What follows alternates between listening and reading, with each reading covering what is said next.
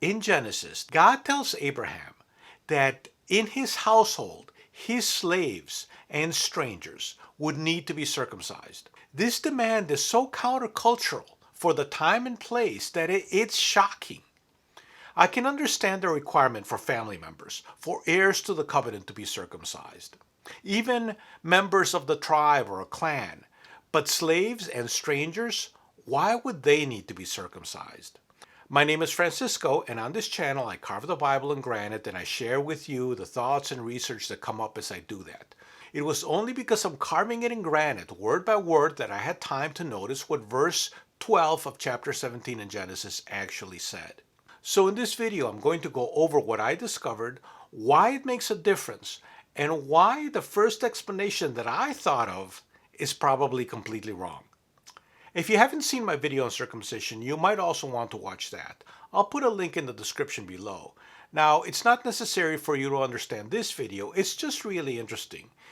Even just scratching the surface, the whole practice of circumcision has depths that I did not really understand. But to start, here are verses 12 to 14. And at 8 days old shall every male in your generations be circumcised among you, he who is born in the house and he who is bought with money, any stranger who is not of your seed. He who is born in your house and he who is bought with your money must be circumcised, and my covenant shall be in your flesh for an everlasting covenant. And the uncircumcised male who has not been circumcised in the flesh of his foreskin, that soul shall be cut off from his peoples. He has broken my covenant. Those bought with money, and even what the Hebrew calls ben nekar. My translation says a stranger, but the Hebrew word could also be translated as a foreigner. Literally, it means son of a foreigner, a term which we'll unpack in a minute. Now, this command is not only surprising today, it would have shocked the people of the ancient Near East. Now, to really understand, we first need to discuss what house means. By house, Genesis doesn't necessarily mean a nuclear family. Think of a ranch.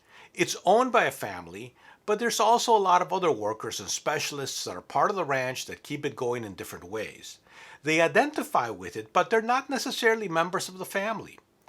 So slaves and foreigners in this context could be a part of the household, but normally wouldn't share the family identity. Foreigners definitely did not become insiders simply by living and working there. The Hebrew word for stranger, nekar, does not mean a friendly immigrant or protected resident.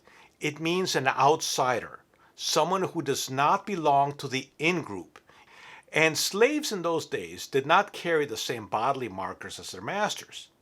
They had their own markers. But Genesis 17 flips that. Every male in Abraham's house gets the same sign.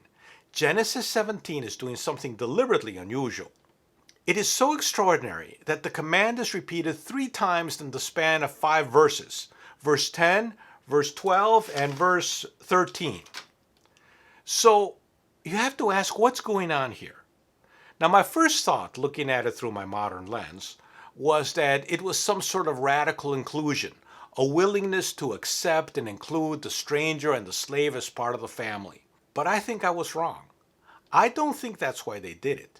The circumcision requirement of slaves and strangers is probably not one of tolerance and inclusion.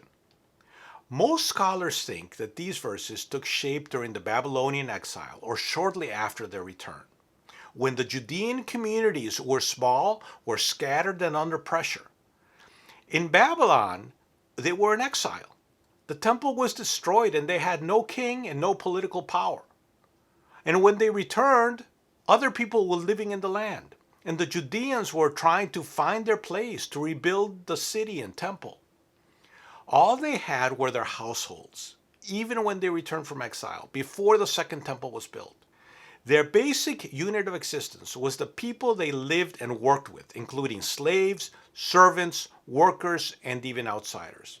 Now, in that situation, identity is very fragile.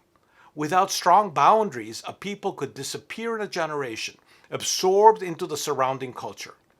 So, Genesis 17 outlines a radical solution. Rules like circumcision of every male helped to create unity and maintain an identity. It made the household religiously united, a single community before God. It meant that if people lived and worked in that household, they were under the covenant.